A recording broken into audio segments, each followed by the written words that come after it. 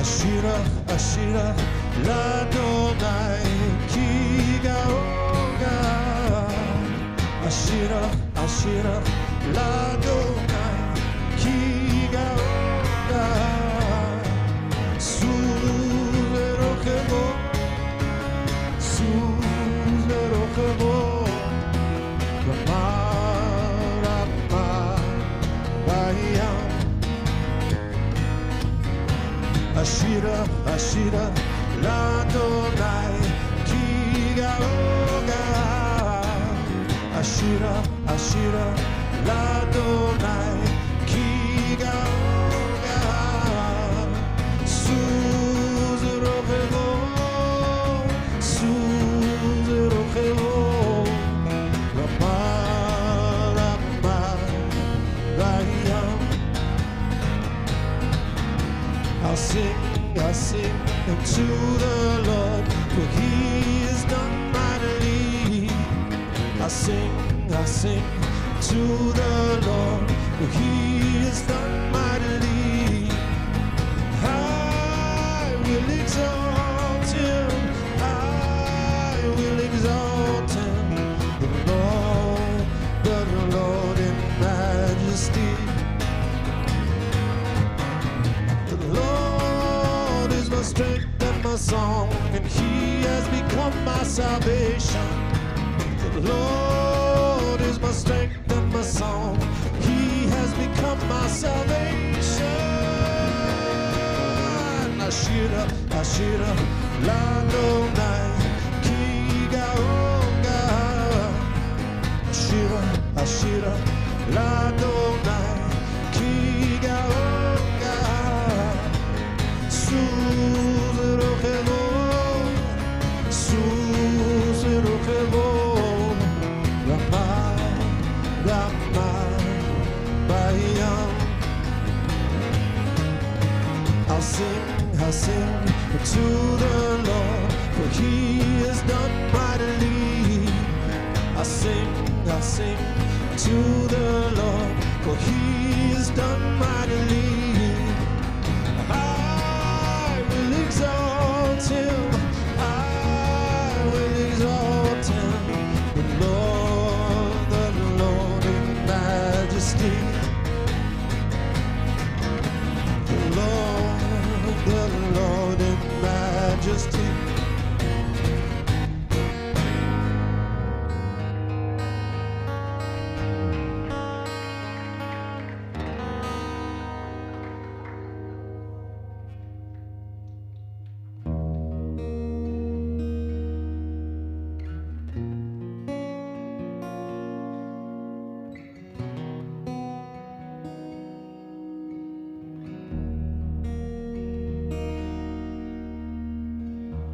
I lift my eyes to the hills, from where comes my help.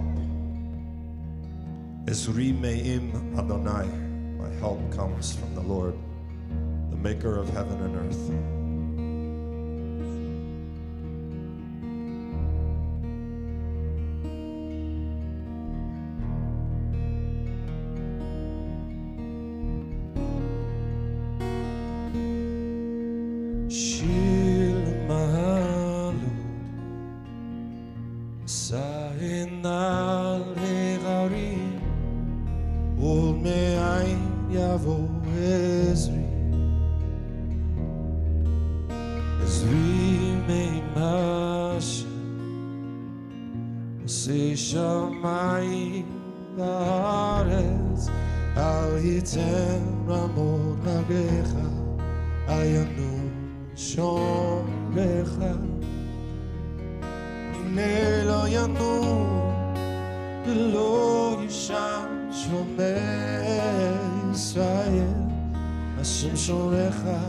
Hashem tzilcha ayad yeminecha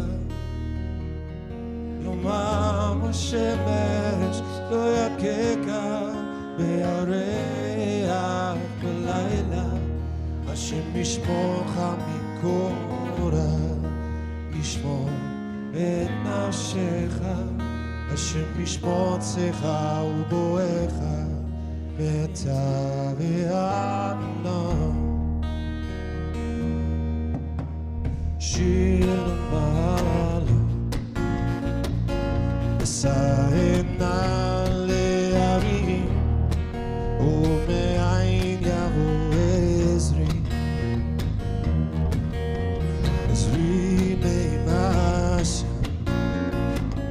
עושה שמיים בארץ. אל יתן למור רגליך, אל ינום שומרך. הנה לא ינום ולא יישן שומר ישראל.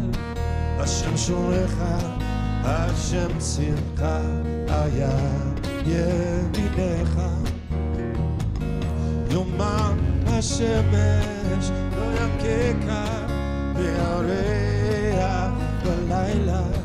השם ישמורך מכל רע, ישמור את נפשך. השם ישמור צאך ובואך, מעתה ועד עולם. הנה לא ינום ולא יישן שומר ישראל. השם שומרך, השם צילך, היד ימינך. יומם השמש לא יככה, והריח בלילה. השם ישמורך מכל רע, ישמור את נפשך. השם ישמור צאך ובואך, מעתה ועד עולם.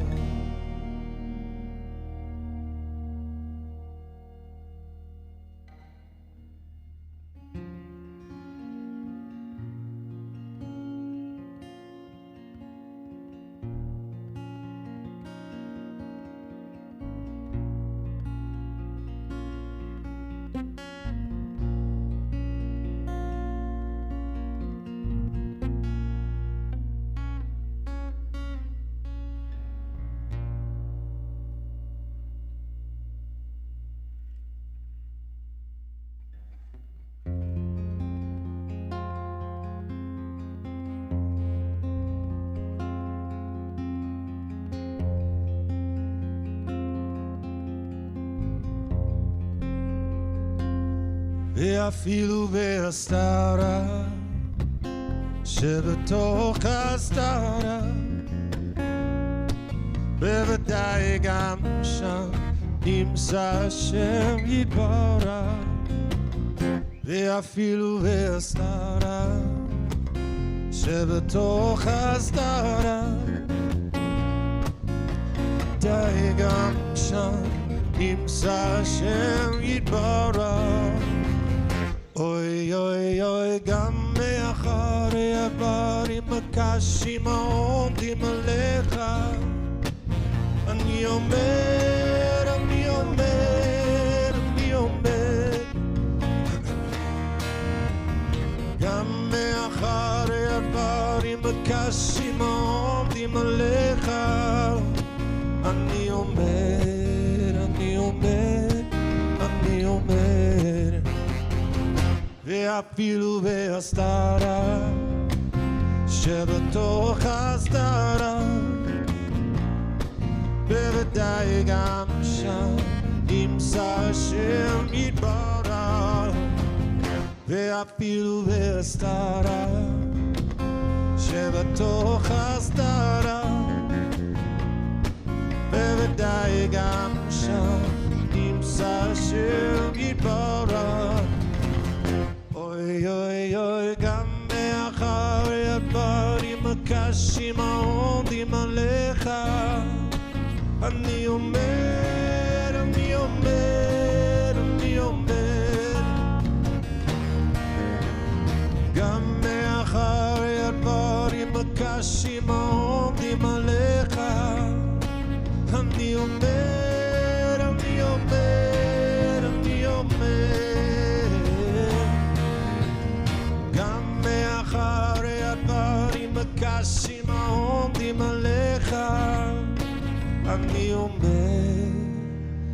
אני אומר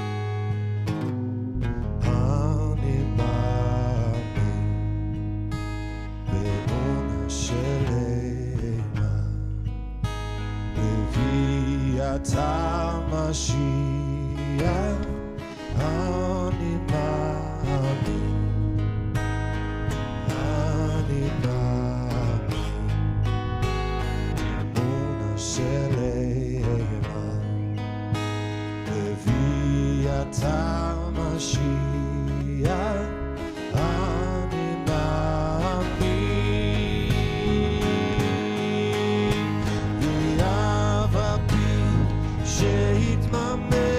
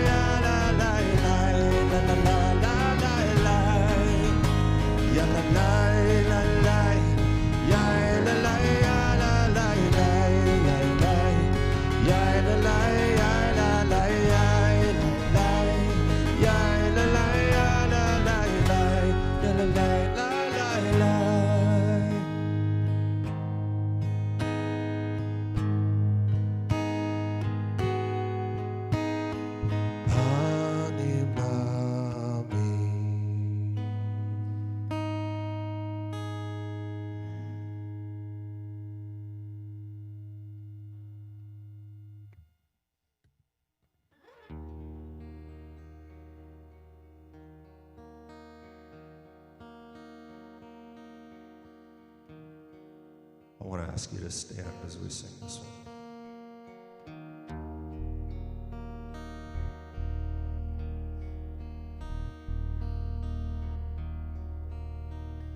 He who makes peace in his heights, make peace for us and for all of Israel.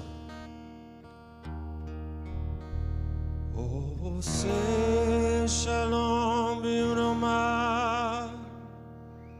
Oh, yeah, say shalom aleinu. Be'akol Yisrael.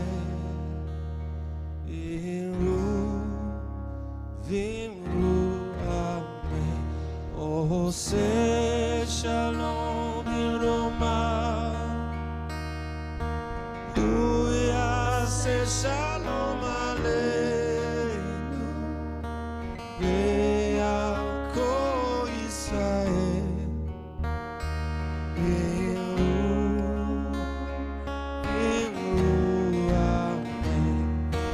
Yeah, say shalom. Yeah, say shalom. Shalom aleinu, Ya'akol Yisrael. Ya'aseh shalom, Ya'aseh shalom.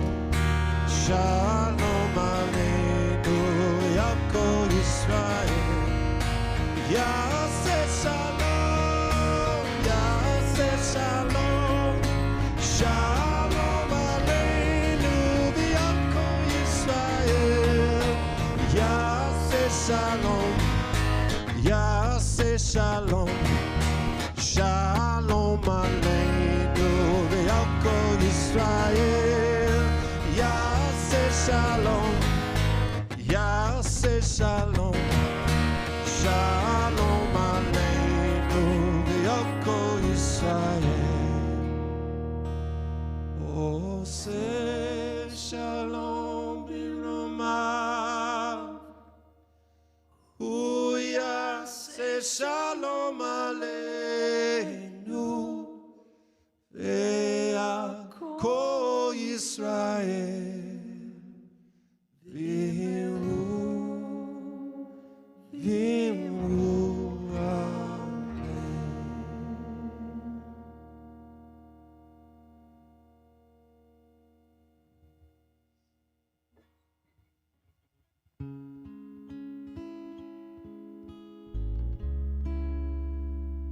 Ya la la, ya la la la,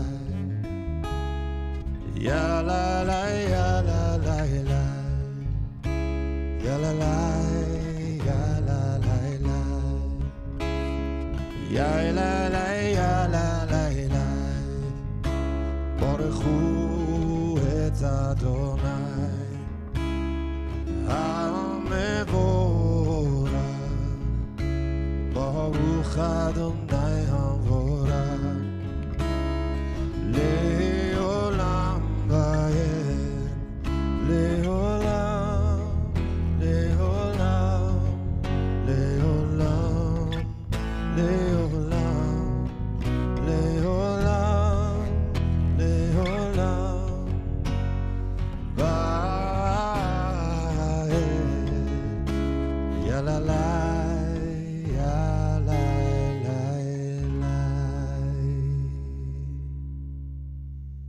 You may be seated, my friends, as we declare the watchword of Israel.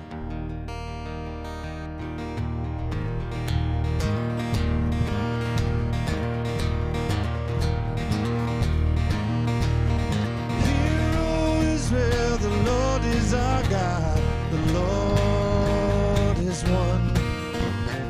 Hear, O Israel, the Lord is our God, the Lord is one.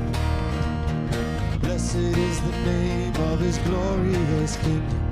Blessed is his name for all eternity.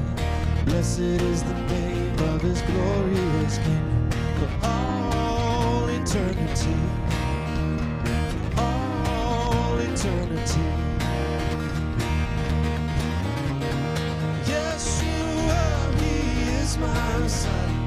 He is Lord of all. Yeshua, he is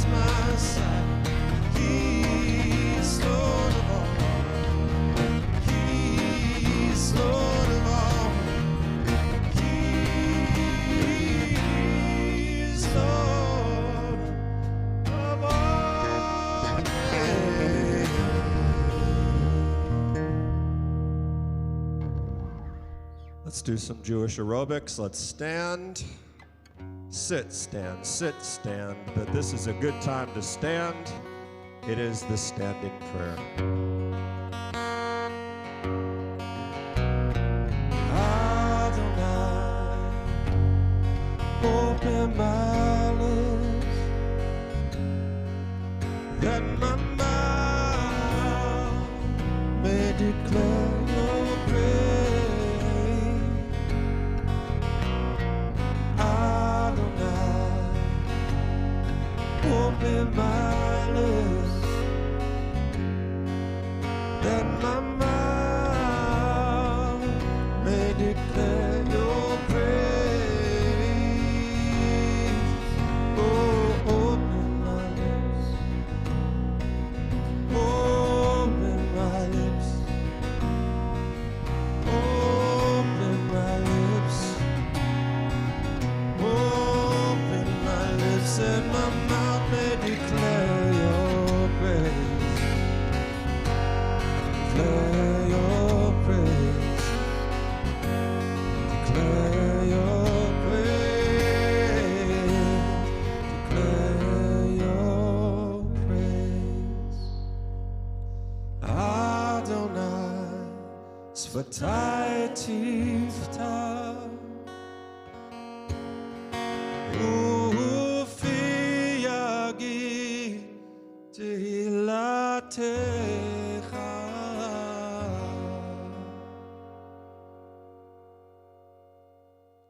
To the God who is faithful through all the generations. Baruch atah Adonai Eloheinu Elohei Avoteinu, Elohei Avraham, Elohei Yitzchak, Elohei Yaakov, Ha'el Hagadol Hagibor V'Chanora, El Elyon, Gomel Chasadim Tovim, V'Konei HaKol, V'Zocher Chasdei Avod, U'Mevi Goel Livnei V'neihem Leman Shemo, Be'ahava, Melech Ozer Moshiach U'Magen, Baruch atah Adonai, Magen Avraham. The God who is faithful to raise the dead. Atah gibor le'olam Adonai, mechaye metim atah v'rav lechoshia, morid hatal, mechakel haim bechesed, mechaye metim berachamim rabim, somech nofalim v'rofech olim, umatir asurim, umekayem emunato lishenei afar, michamocha ba'al gevurot, umidome melech memit umchaye, umatzmiach Yeshua, v'nemanata lehachayot metim, Baruch atah Adonai, mechaye hametim. To the Holy One of Israel seated above the heavens. Kadosh, Kadosh, Kadosh, Adonai Tzevaot, Baruch atah Adonai, Ha'el HaKadosh.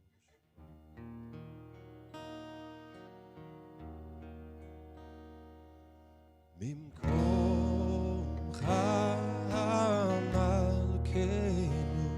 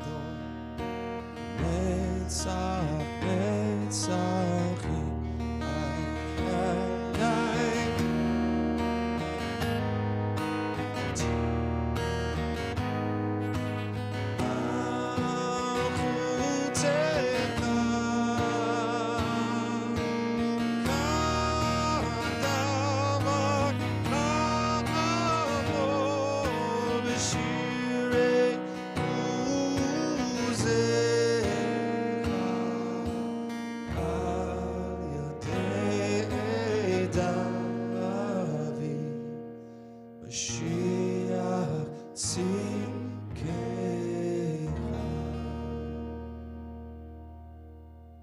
To the God who gives us this day of rest and refreshing, Baruch atah Adonai Mekadesh HaShabbat.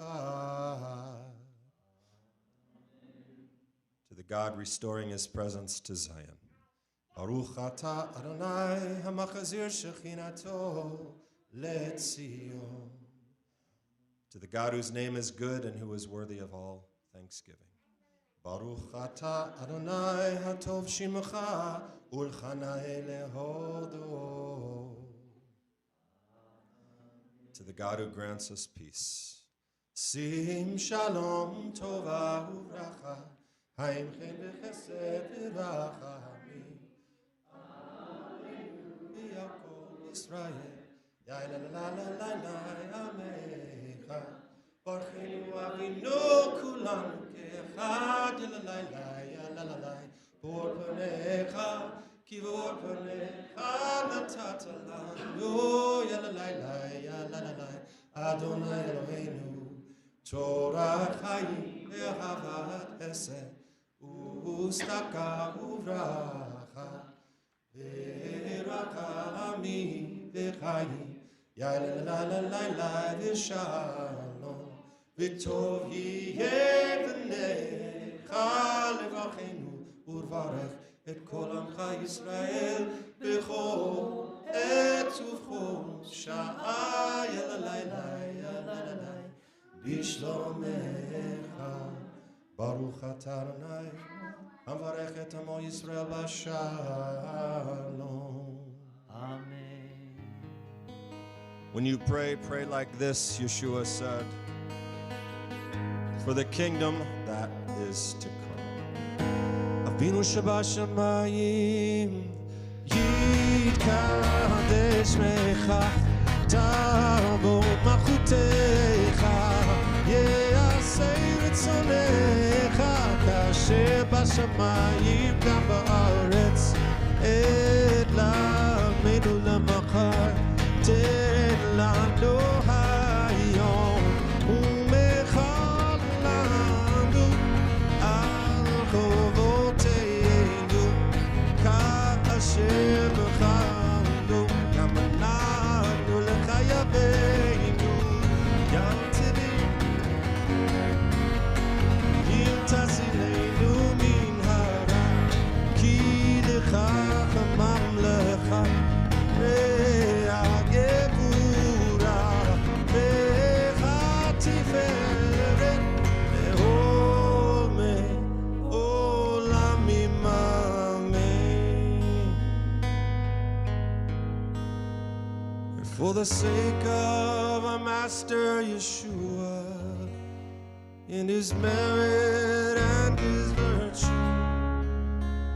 may the sayings of my mouth and the meditations of my heart be favorable, be favorable, be favorable to you. Oh Lord, my rock, my redeemer. Oh Lord, my rock and my redeemer. Oh Lord, my rock and my redeemer. Oh Lord, my rock and my redeemer. Yeshua, Hu HaMashiach, Hu Adon HaKol. Blessed are you, O Lord our God, the King of the universe, who has given us the way of salvation in Messiah Yeshua. Amen. You may be seated. Wonderful to have a nice full house with visitors and friends from all around. It is our wish that this day be one full of peace, a Shabbat of peace for you and for the world. That's how you support the work we do at Shalom Macon. If you want to do that online, go to that website, shalommacon.org/give. You can also give your gifts in the corner over there. Shabbat Shalom.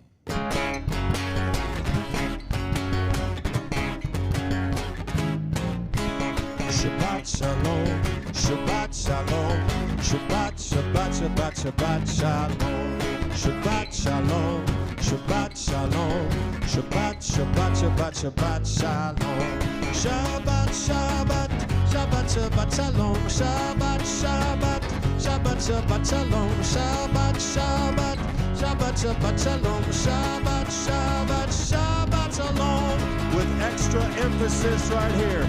Am Yisrael, Am Yisrael, Am Yisrael Chai. Am Yisrael, Am Yisrael, Am Yisrael Chai. Am Yisrael, Am Yisrael, Am Yisrael Chai. Am Yisrael, Am Yisrael, Am Yisrael Chai. Od Abinu Chai, Od Abinu Chai. Od Abinu, Od Abinu, Od Abinu Chai.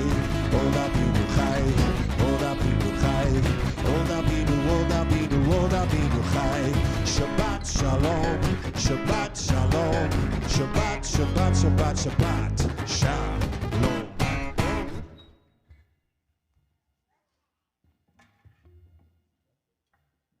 Shabbat Shalom, good morning. It is so great to see all of y'all here live and online. We have people joining us from India, Canada, Japan, Nigeria, Ghana, England, and several states in between coast and coast and coast and border. And so we'd like to welcome Bud Stilwell from New Hampshire, Rodney Jennings from Lubbock, Texas, Josh C. from Globe, Arizona, Anam Franklin from Southeast Nigeria, L. Lewis from Perkin, Illinois, and we thank y'all so much for participating and joining with us. We have a lot going on today. Tour Club will be at 2 p.m. Kiddos, there will be no Kids Hebrew today. Say, aww. Teens, there will be no Teens to Life today. Aww. But we will have a graduation ceremony luncheon today after services. And next week on the 21st will be our men's meeting of Torah on Tap at 7 p.m. And we will pick up in chapter 1 where we left off at in the way of life. Is that right? Yes. No. Huh? The Didache. Yeah. I was right but wrong. So it's got a couple of different names.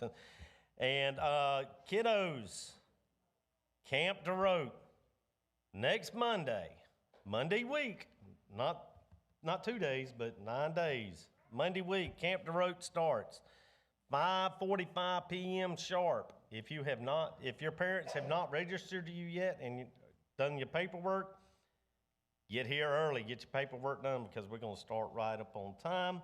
And young adults, 13 and up, if you would like to assist in Camp DeRote, please see Miss Sabrina this afternoon right after services. And today we have several missionaries with us, and we're grateful for that. And just we want to give a big old thanks for all the mothers out there that made us to be where we could be fathers today. So happy Father's Day and Shabbat Shalom.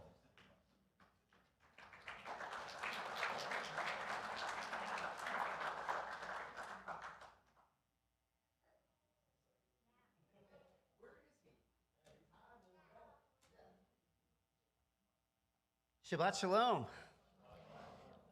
I go also by the name of Where is Waldo, because I live all over the world, okay? Currently, we're in Southeast and East Asia, and we are just bringing the love of Adonai to people who don't know it. So we travel to places like Nepal and India and Myanmar and parts of the lower southern part of the Philippines and other areas where we share the love of Hashem and the love of Mashiach with them. And we invite them to come and be a part of that great love. Yochanan had this revelation in chapter 19, verse 9, of a great wedding feast, the marriage supper of the Lamb. And until then, Mashiach told us a story about a great feast, and he said, go out and fill my home full of people. And they went out, and there wasn't enough, and he sent them back out again and said, go into the highways and byways and implore them to come. Invite them to the feast. And that's what we're doing. We're going to these many places, and we're inviting them to that feast. Come and enjoy, taste and see that the Lord is good. Is he not? And so let's continue to pray for the peace of Israel, especially today and all that's taken place earlier. And be in prayer for us as we are emissaries to share that great love with people in the most densely populated area that know not of the love of Hashem. And so thank you for your prayers. Thank you for your love. Thank you for those who give. And I just want to share one quick story about the power of prayer. I got 2 minutes. There was a missionary that went to Africa, and there was a village that he wanted to reach, and the villagers got tired of hearing from this guy, and the chief said, I'm going to come and slaughter all of you. And that night they came, and the next day nothing happened. And so this missionary said, why are you inviting me to the village? I thought you told me you were going to come and slaughter us last night. He said, we came, but there were 39 giants around your place, so we couldn't do anything. So he invited you to come share. So he went back to his church and he shared about that. He shared about these 39 giants. Now the church secretary said, when was that?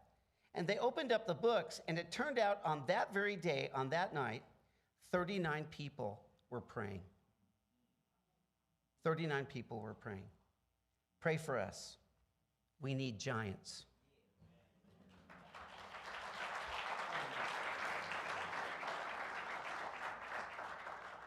I want to invite Jonah Turner to come up here. He's representing the graduates today. Not the graduate, that's Dustin Hoffman. This is Jonah Turner. He is that your football helmet out there? Yes. Okay, good. And you're graduating? Yes, sir. Oh my goodness. These things, they really make you feel old. Like, as I say that, let me grab these glasses so I can actually see what I'm reading. My dad's an eye doctor. I just can't get a good deal on a laser procedure price. So one of these days,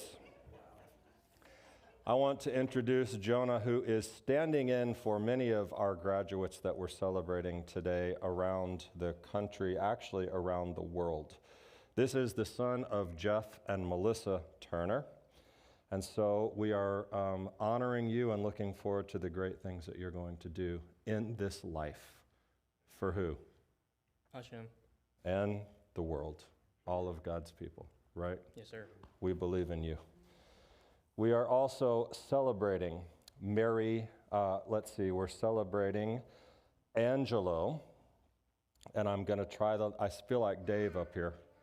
It's Cherubin from the Philippines, okay? Mom is Mary Emily Cherubin from the Philippines. Her son Angelo graduated last week from the university with Latin honors. Her daughter Andrea graduated last month from high school with honors. So we celebrate Angelo and Andrea in the Philippines.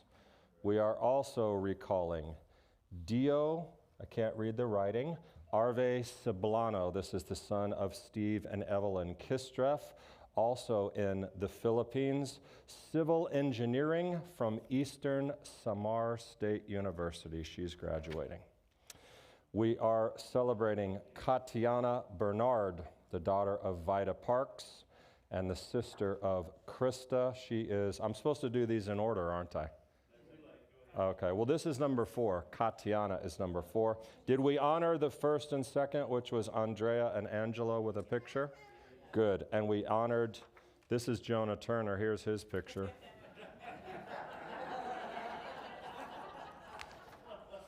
We also honored Evelyn Bracci is number 3. She is the daughter of Doug and Dawn Bracci, volunteer state community major in math in Gallatin, Tennessee. Is that her daughter or granddaughter? Evelyn, daughter of Doug and Dawn. We are also now, number 4, Katiana Bernard, the daughter of Vida Parks and the sister of Krista, Southern Crescent Technical College honor graduate with distinction, Katiana. Tiffany Ray-Ann Savine, the daughter of Chris and Janae Davis, from Gadsden State Community College in Alabama, an Associate of Scholarship and a Associate of Science and a scholarship to continue study at Jacksonville State University. And that was number 5. Number 6, I already did, but this is Dio Arve Ceblano, son of Steve and Evelyn Kistra from the Philippines, Civil Engineering, Eastern Samar State University. So, would you raise a hand of applause for these young graduates?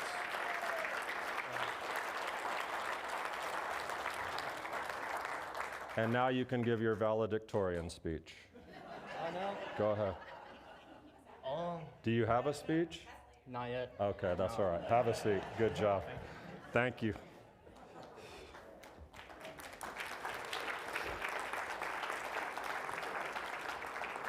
And I think the graduates are hosting a light luncheon or oneg after services, so we stick around and celebrate that. Kiddos, let's go to Shabbat school.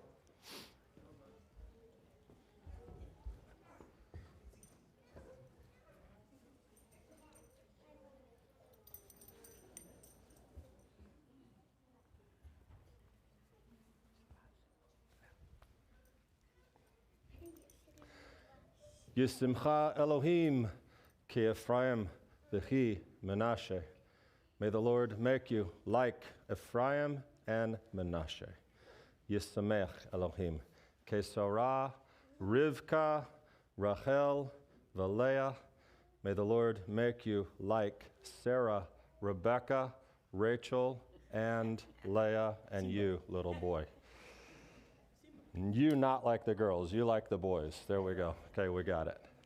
Father, we thank you for this opportunity every week to bless our children, to ask you to bless them with health and protection and happiness and purpose, and help us as a community to raise up strong disciples, responsible adults that will bring tikkun olam, repair, to the world.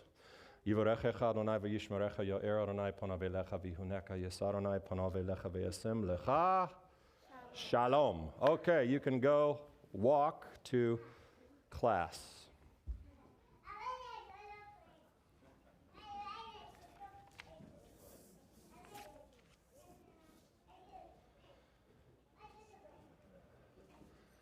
Shabbat, we know, is a day of joy. It is a day of rest. It is a day of celebration. Even the term Shabbat Shalom, it means the peace of the Sabbath. Right? It's a day to separate from the world, but it is also a day of learning. It is a day where we invest to increase our knowledge. And today, this particular day, that means we need to stop and rest, but we also need to learn. Because even in our joy, there must be awareness. Now, I am not a fear-mongerer. I am not a sensationalist. But I feel very confident in saying that the world seems to be in transition. There is a heaviness in the air today. If you've been paying attention to the world around us, there's a chance you might be feeling it as well. There is a lot going on. The news is very troubling. Iran, global protests, chaos, confusion, a sense that things are shifting, something deeper than the headlines. It's sort of, I might describe it as a spiritual tremor in the earth. And maybe, it's a disturbance, but I want to say that not to stir anxiety, but to bring awareness, because the timing of today, which has been planned long before Israel attacked Iran and all of the no kings and whatever other, I'll use a polite word, stuff is going on in the world. This Shabbat, we welcome John Patton, who as a 6-year-old boy stood in the shadows also of a world unraveling. in Hungary, the Holocaust, the rise of communism, the murder of Jews, and somehow, by the mercy of God, he survived. And at 87 years old, he is with us here today to tell a story. Now think about that. That is a time when, this is happening at a time when Jewish students on campuses are keeping their identity very low. There is the streets of America echoing with chants that not so long ago we thought would be buried in history. And when Israel is surrounded once again by enemies sworn to her destruction, we are hearing from someone today who has lived through sort of similar times, though there could be no comparison. This is not doom, this introduction. This is not drama. This is just recognition. The world moves in cycles. It really does. There is a final cycle. I don't know when it comes. But I can tell you that I read a book one time that was called The Fourth Turning. I don't know if anyone ever read it. But it goes through a very dramatic assessment of the cycle of society running in 80-year increments. And if you really think about this and you look at all the data, and it goes way back, but even in American history, from 1770s when we had this massive conflict, and then we had the Civil War some 80 years later, and then we had World War II some 80 years later, and now we're 80 years later from World War II, and we are in a time of transition. So, the Jewish sages call this binat halev. That is the understanding of the heart. In the West, we might just call it discernment. That is to be aware and to know. And to know that the words never again, which are tied to the Holocaust, still stand today. They should. They should mean something. And so we gather in peace. We welcome a survivor of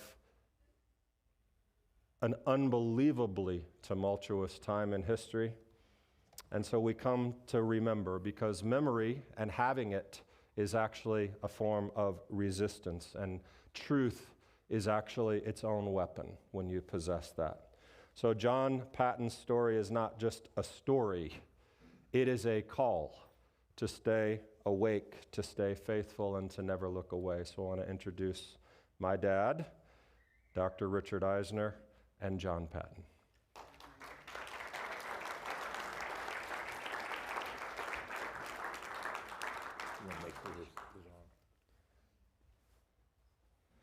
Let me just make sure. I think it is. I turned it on here.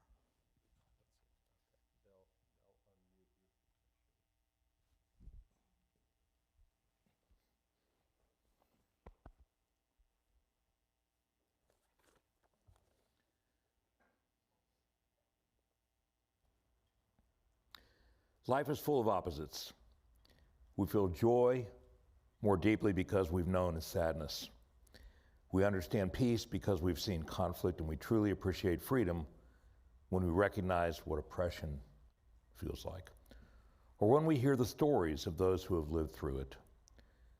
Today I want to talk about that powerful contrast, freedom and oppression. Oppression doesn't always come in the same form.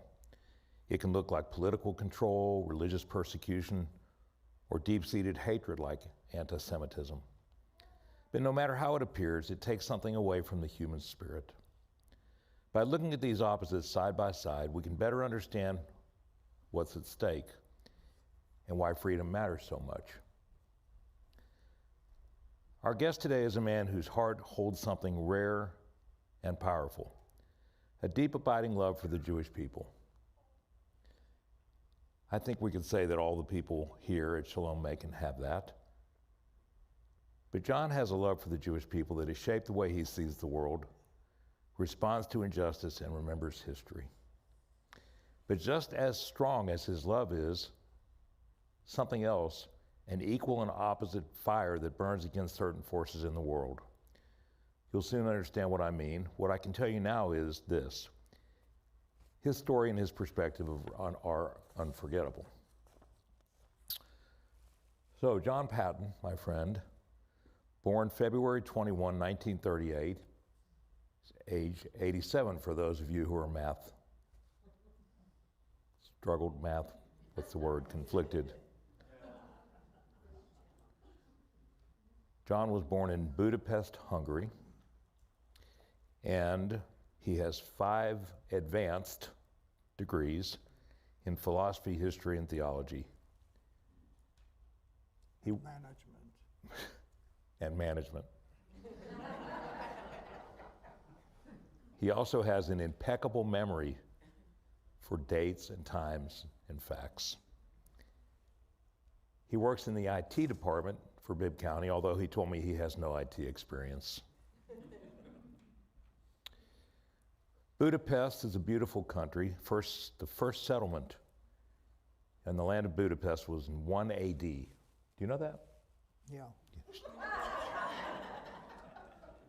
But the city was actually founded in 1873. It has a rich and turbulent history. So I wanted you to see a little bit I have 3 videos that will show. They're all short and none of them have sound. So please, John, we can actually turn so you can see as well. Play the first video.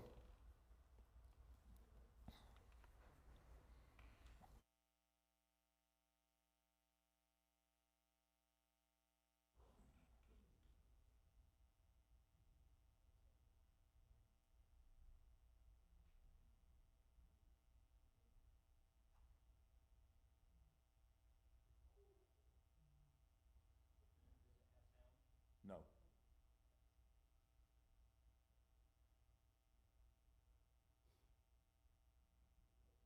The great synagogue.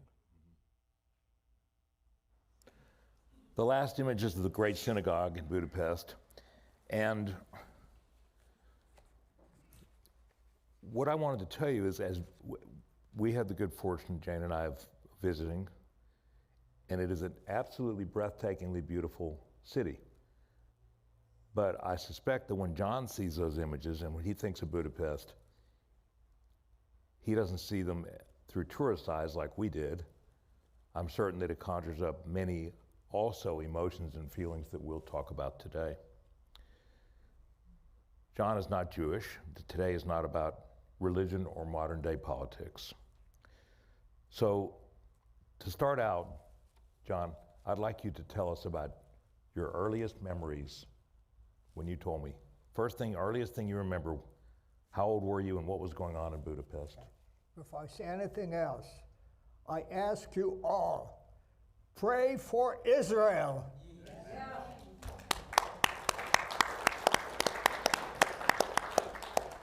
Well, what I remember when I was 6 years old, in November of 1944, it was a nasty, cold, rainy day. My father, who was artillery captain, was home from the Soviet front. Hungary was occupied by Germany. And he was working at his desk when out on the street, there was noise. And we lived a block and a half from the Danube River, a mile and a half from the Parliament. There was a picture of the Parliament here twice. And so he got up, he had his uniform on, opened up the bay window from which you could see the river and everything else, and he started to scream, shaking his fist, screaming, "Filthy Jews." I remember that very distinctly.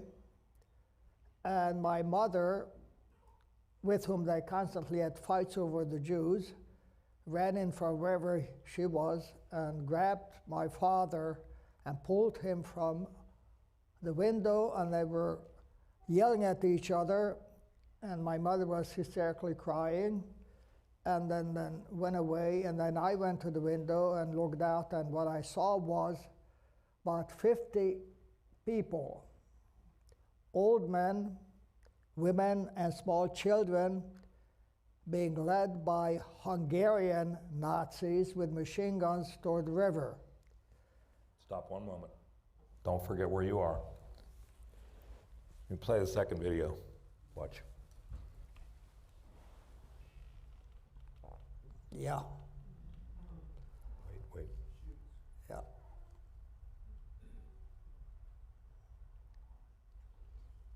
John, please describe what's here. Describe this scene and relate it to your story. Let me tell you, this is important.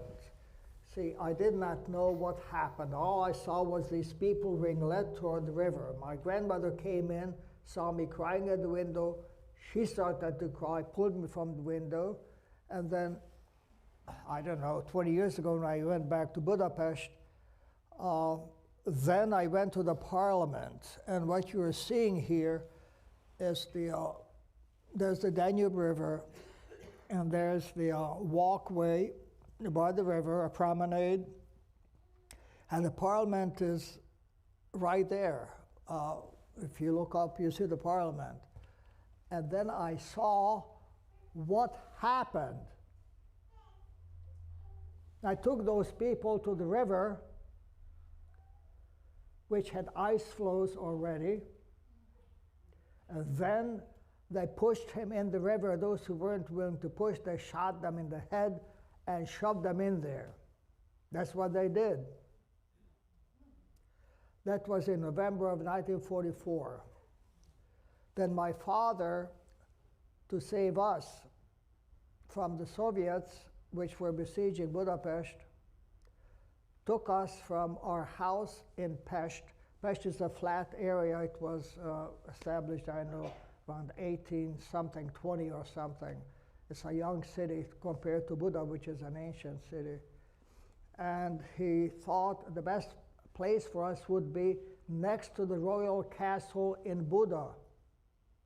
Now, the royal castle had a division of German soldiers in it. Now, the castle was built centuries earlier, and they had tunnels. And you could not even with H-bomb get them out of there because it was so deep down.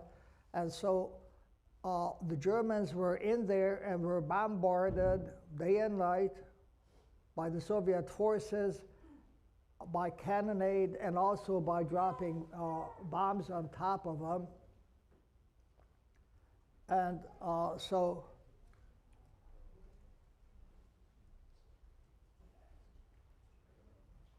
I hope the person is all right. Just wait a moment.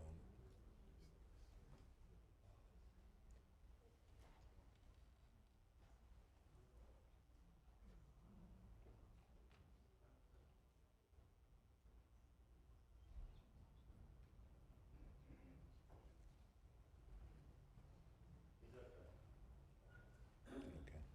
I'm sorry, proceed. And so we were in this house, and this was this odd thing, not only that we're next to the royal castle, the focal point of the siege by the Soviet forces, but right across from the Jewish hospital. Now, since they hated the Jews, why the heck did they put us right across from the Jewish hospital? I don't know. There were just so many opportunities to move people here and there during the war.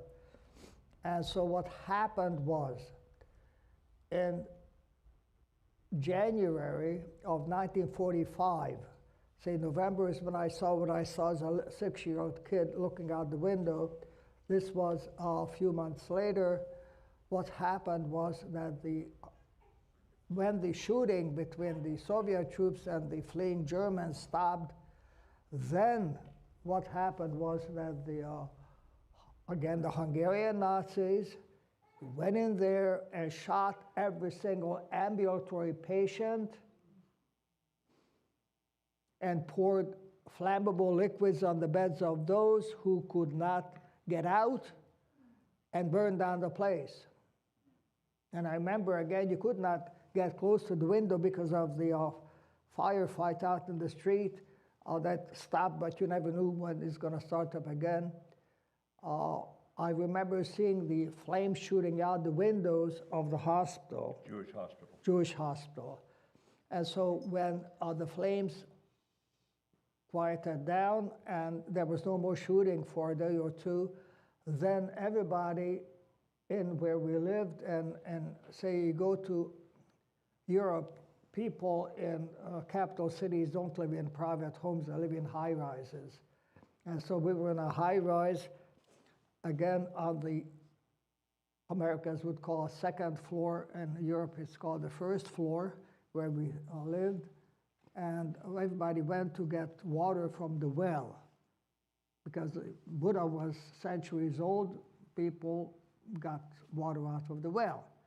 So my grandmother and my mother went to the well with buckets, got water, went over, and they came back crying. Everybody was dead. The fire was out, but everybody was dead. Now, what you need to understand is that why my father hated the Jews made absolutely no sense. Let me give you his family history. His father, my grandfather, was a wealthy attorney. He lived near the Austrian border in Western Hungary. And after World War I, he decided to invest a great deal of his money to buy a property where they were raising show horses, like the Lipizzaner show horses kind of a thing, which went on for about a half a year to a year. But after World War I came a depression, a recession all through Europe, and he lost the property. Now, he hired a Jewish businessman to run the business. When the property had to be sold because it went bankrupt, whom did he blame but the Jew? Now, he was an educated man, he was not an idiot. Just add 2 and 2 together. How do you come with that conclusion? How do you come up to that logically? And so he taught his children to hate the Jews. This made absolutely no sense. The other thing I want you to know, that Jewish folks, percentage-wise, make up the most number of people who got the Nobel Prize, okay? And very famous musicians, composers are Jewish. And so murdering, and by the way, I was, the reason I had to flee was because I was a freshman at the Technical University of Budapest, right across the river from where we lived. And we started the revolution against the Soviet government on October 23, 1956, a beautiful, sunny, warm day. I was involved with that. And the only thing we asked was, number one, to have the Soviet troops leave Hungary and Hungary be allowed to have free elections without Russian interference, which of course was not acceptable to the Communist Party in Hungary and to the glorious Soviet Union. And so what happened was that I found out that some of my buddies who were involved with this revolutionary activity at the university, at the great hall of the university where it was, that they were being visited by the secret police, and what they would do, they would knock on your door, "Are you Joe Blow?" and say, "Yeah, are you Joe Blow?" They just shoot you right in the head, right in front of your parents. That is called Russian liberation. You see, it's a wonderful, wonderful way of behaving, other than what they have done to the Jews in Russia, led by Russian priests as a sacred procession. It's unbelievable. Absolutely makes no sense. However, keep this in mind. Empires come and go. The Syrian Empire is gone. The Babylonian Empire is gone. All of these empires, Roman Empire, are gone. The French, the Austro-Hungarian Empire is gone. The Soviet people, the Jewish people persist. They persist in spite of this. John, you helped me, because I was going to try to ask questions to explain the history and what happened. You presented a lot of those things. The history is very complicated. I'm not a good history student. So when John told me that they were hiding in the basement because of the bombs, I just assumed that the Germans were the bad guys and all their allies, and the Americans were the good guys and all their allies. And he told me, I said, well, who was bombing you? And he said, the British. And I thought, okay, I need to go back and study my history, because Hungary was overtaken by Germany, right? So they were like a trapped participant, right? So I would assume most of the people didn't agree with the war, but they were actually on the side of Germany. So I didn't understand a lot of these things. You were, at this time, you had been an altar boy, right? And so there's a term called a clerical reactionary. Well, let me stop you there. Tell us. I placed number 2 in the annual literature competition in Budapest. And so I wanted to become a teacher, professor of Hungarian literature, but I was denied admission because I was a clerical reactionary, because I went to church. That is called freedom of religion in the glorious Soviet Union, or Stalin, or all of that, Putin, Bulganin, if you remember these names. So because he was a clerical reactionary, which basically means he was an altar boy, he was declared or treated as an enemy of the state, and actually had to flee with his family at the age of 18. 18, that's And so I just wanted to point out to you that all of you, by this standard, would be considered clerical reactionaries. Yeah, you would right? not be admitted to the university, no. Yes, so because communism has no tolerance for God, religion, or even an altar boy. So, John, I don't want to stir you up more, but I have a reason for showing this. Please look at, now before we play, number 3, I want to know, you can raise your hands, if any of you have personally in your life seen people that look like this.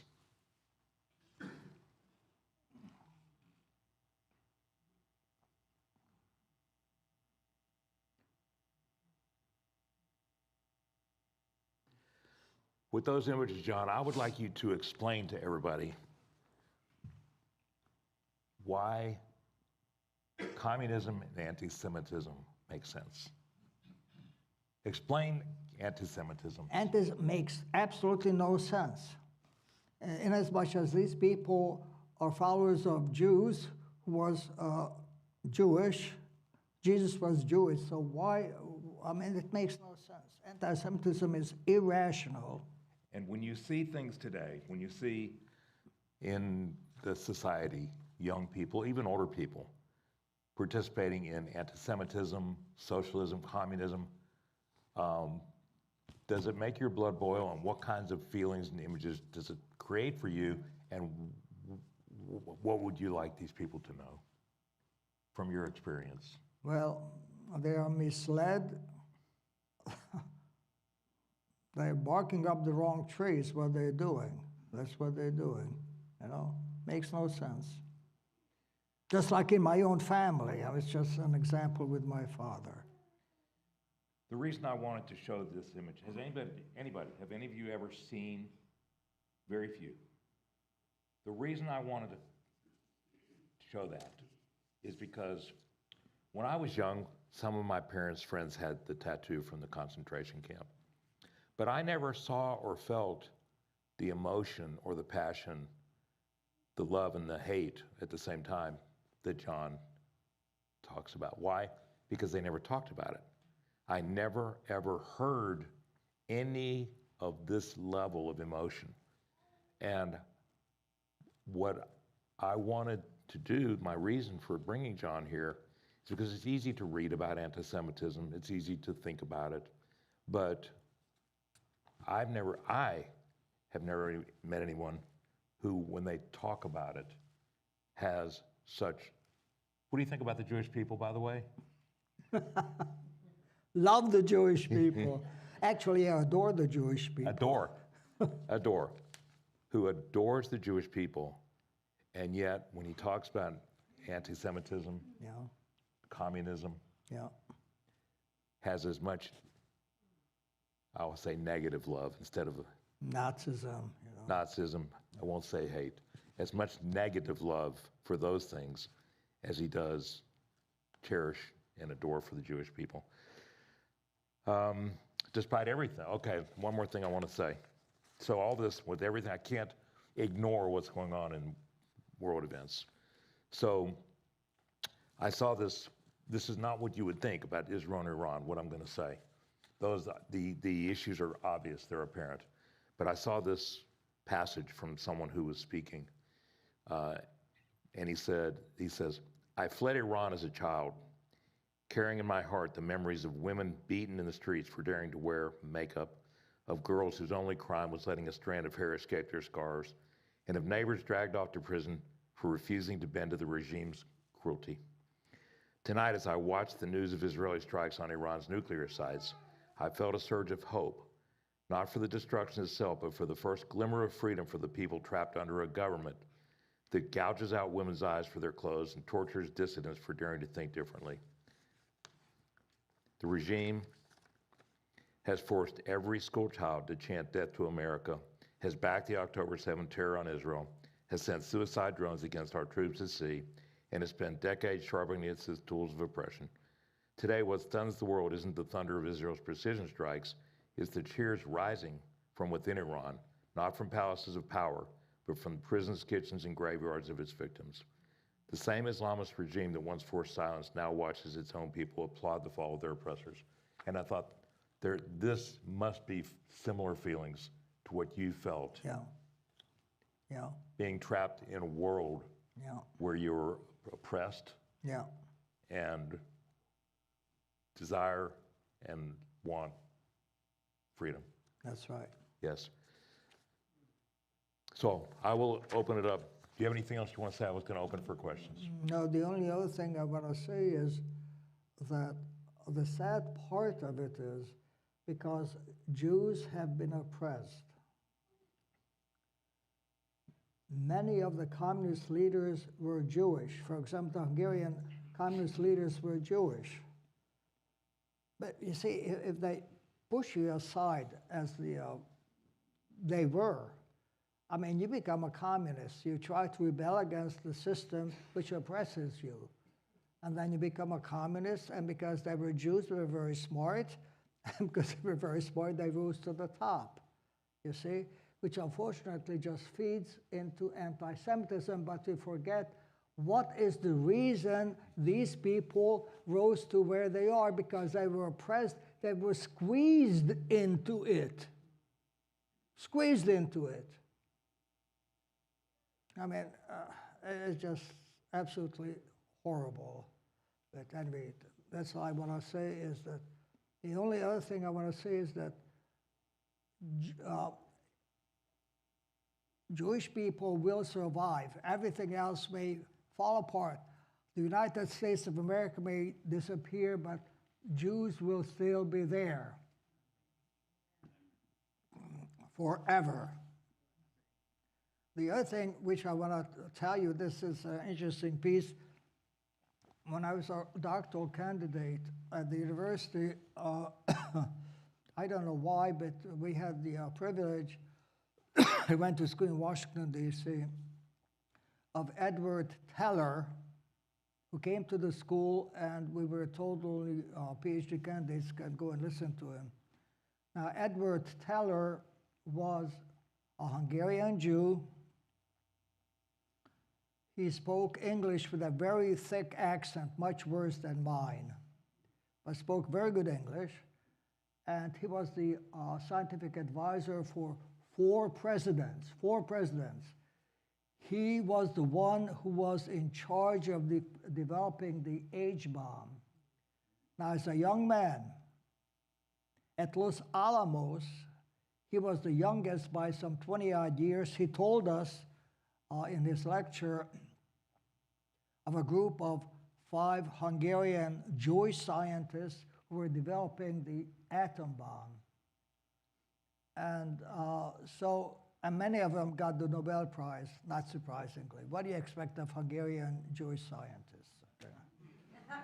So at any rate, when the lecture was over, I went down to him at the lectern, and I addressed him in Hungarian. He was taken aback. Gee, there's a Hungarian here.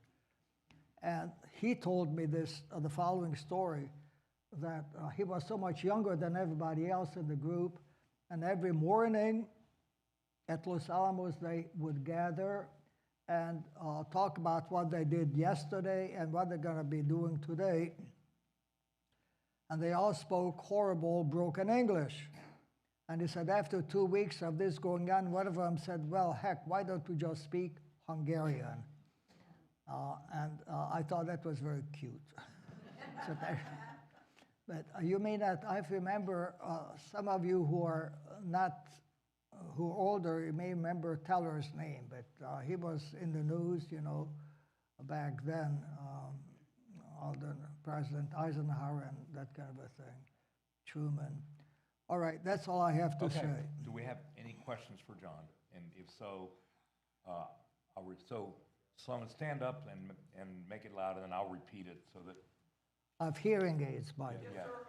Sloan Oliver, and I'm curious about the October 56 Hungarian Revolution, how you were involved. You said you were involved, but how you were involved. And then friends being executed, did you have a sense they were coming for you, and how did you flee? Okay, what happened was that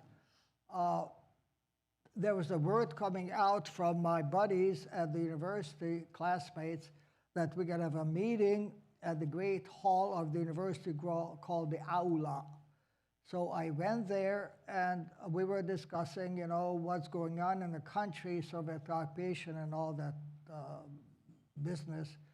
And we drew up this request to be read into the Hungarian national radio that the Soviet troops, as I said, should leave the country and we should be left to have free elections. That's all we did was. And then from there, we left the university, again, October 23, 56, and the university is on the Buda side of Budapest, right on the river. And we walked along the promenade there toward the parliament. And interestingly enough, I don't know how this happened, but when we left the campus, there already were thousands of people. Apparently people heard what's going on, because there were large crowds of people in the street who followed us. And we went to the statue of General Bem, B-E-M, which was maybe a mile or less from the university, from the campus. General Bem was a Polish general who joined the Hungarian Revolution of 1848 against the Habsburgs, the Austrians, and was a very, very distinguished, much-loved general. And so we went there. There was a well-known actor. I know where he just showed up there and recited a very well-known poem, Hungarian poem, which was written at the time of the revolution against, in March 15, 1848, against the Austrian Empire, which called for Hungarians to stand up and be counted for and fight for freedom. So from there, we went on all the way to what is called Margaret Island. There's a Margaret Bridge going from Buda to Pest, and on the other side of, in Pest side of the bridge, not far from there, we walked south to the parade ground in front of the parliament. By the way, the Hungarian parliament is the largest parliament building in Europe. And it was built to commemorate the 1000th establishment of the state of Hungary. So at any rate, when we got there, there was a huge crowd and all of that. And so what happened was that the secret police were up on the roofs and were shooting down at the crowd and all that, and the crowd then dispersed, and I got home, and then, you know, I was home for, of course, there was no school, nothing. And there was, we were under martial law, communist martial law. And then I found out that some of the guys I was with at the university were being arrested, and the way it went was that the secret police apparently had a class list. And from the class list, they picked out who were the instigators of this revolution. They visited their homes. They would knock on the door, and you would open it. They ask you, "Are you such and so?" And they said, "Yeah," and they would shoot you right there. And when I heard this the first time, I told my mother, "We gotta go."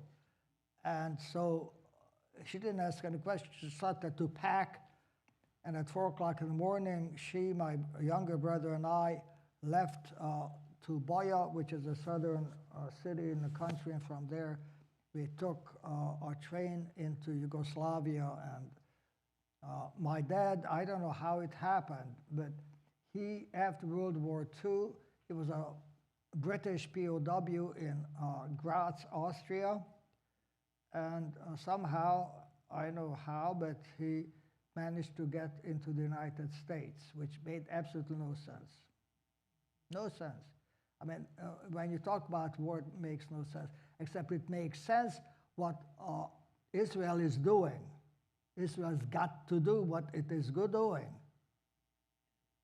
Other questions? So much for that. Ann? I have a very good friend who's Hungarian and grew up in Budapest. And in 1956, when the Russians came in and they were killing the Jews, and her father owned a men's clothing store, and they came in and took over the clothing store and threw her father in jail. And he was able to escape. And when he got back to the apartment, the neighbors said, "You must leave immediately." She said, "I can remember running through the woods." She was 12. And they were shooting at her and her family. And they were able to come to the United States and start a life here.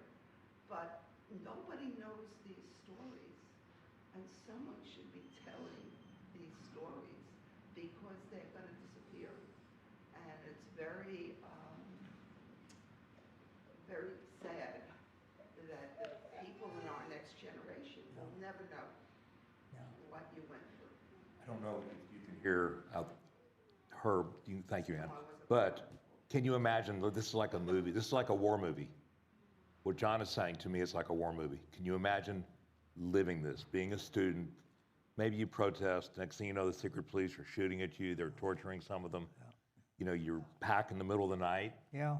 Right? And you leave, you escape the country because you're now an enemy of the state. 18, how are you, 18 years old? Yeah. 18, you're an enemy of the state. Any other questions? This is from this gentleman right here. Michael says, "It's an honor to be here with you. What wisdom would you offer to those who have wielded the cross as a sword rather than embraced it as a bridge?" Well, always do the right thing, the honorable thing, the charitable thing. One thing I forgot to say, which is important, very important, after the war was over, the war ended in April of 1945. And after that, we were under Soviet occupation, and not surprisingly, the Soviet secret agents came around to track down officers of the Hungarian army. So they came to find my father, who at that time was a POW in Austria. I couldn't find them. And again, we lived in a high rise of 6 stories. They went from the attic all the way down to the cellar and couldn't find them. And so they came to, of course, they looked for him in our place, couldn't find him, so they took I was at that time, 7 years old, my 5-year-old brother and my mother down to the courtyard of the house to be executed. To be executed. This man, his mother, and his brother. My brother. So we were stood up against the wall. And everybody, because everybody knew what was going on, everybody came out. There was I don't know what you call it, a kind of an open corridor all around from which you would enter your place, your apartment, your condo, whatever you call it. And so people came out to look down from there to what's going to happen. And there we were up against the wall, and there was an execution team lined up. Now,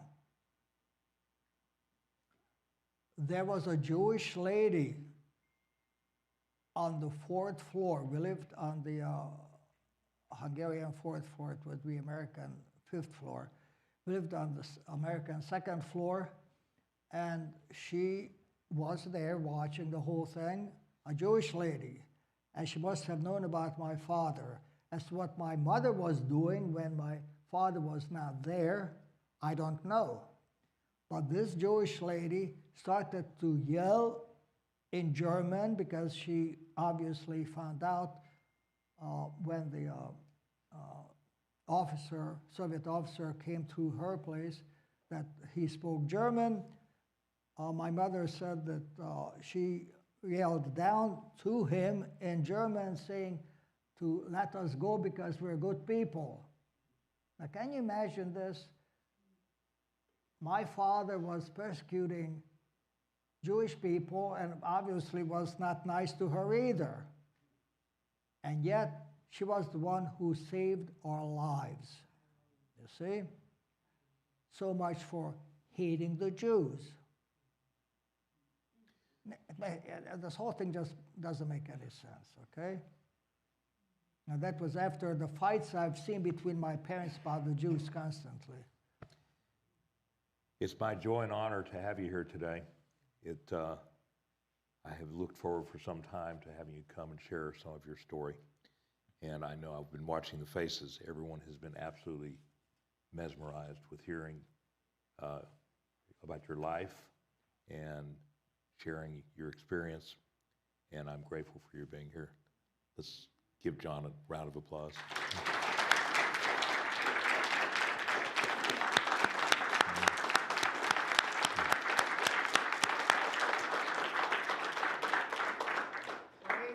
Israel.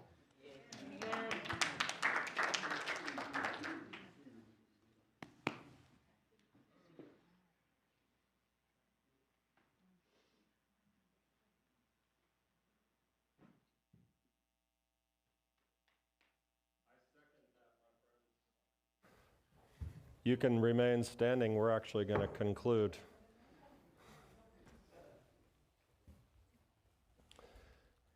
It is, in the prayer service this morning, we had extended prayers, which, this book, which has been the guide for the Jewish people for thousands of years, the Siddur, there are a number of prayers that are particularly appropriate at this time when the world is in crisis.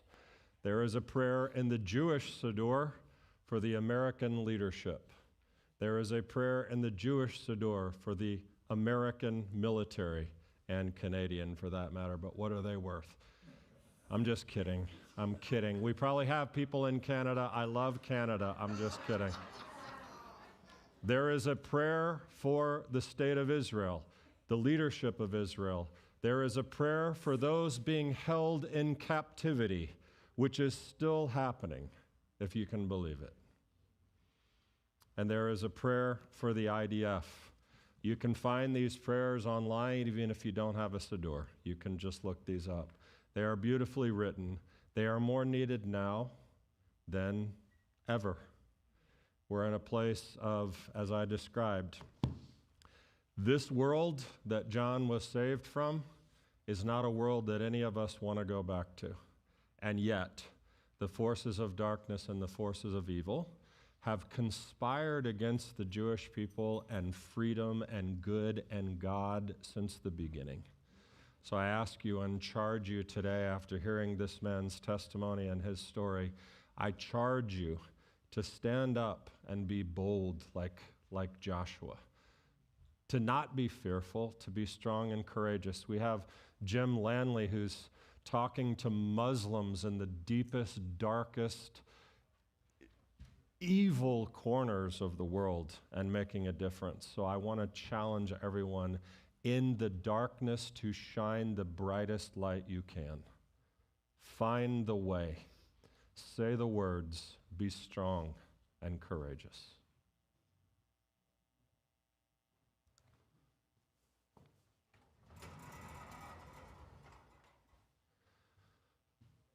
עלינו לשבח לאדון הכל, לתת גדולה ליוצר בראשית, שלא עשינו כגויי הרצון, ולא שמנו כמשפחות האדמה, שלא שם חלקנו כהם, וגומר עלינו ככל המונם, ואנחנו קוראים ומשתחווים ומודים, לפני מלך מלכי המלכים, הקדוש ברוך הוא, שהוא נוטה שמיים ויוסר הארץ, ומושב יקרו בשמיים ממעל, ושכינתו זו בגובה מרומים, הוא אלוהינו אין עוד, אמת מלכנו אפס זולתו, ככתוב בתורתו, וידעת חיים והשבות אל לבביך, כי אדוני הוא האלוהים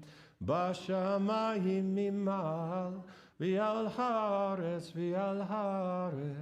מתחתנו.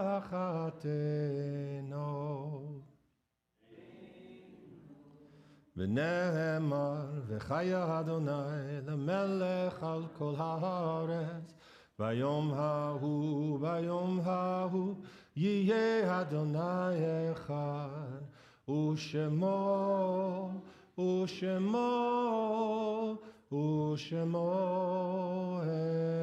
אחד.